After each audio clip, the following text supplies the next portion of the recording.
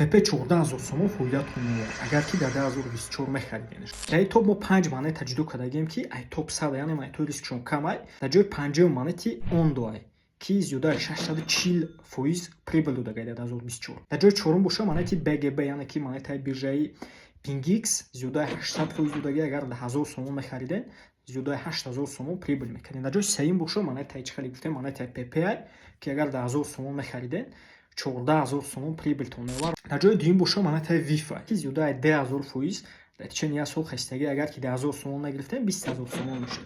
Ва топ 1 ин монети ҳастае ки ҳама юр агар ҷамъ кунӣ ченина мебурянд. Ин монети Mantra ё ки тикетш OM ки дар течени як сол 6800% қариб хастагӣ. $1000 шумо 68000 сомон мешид дар течени як сол.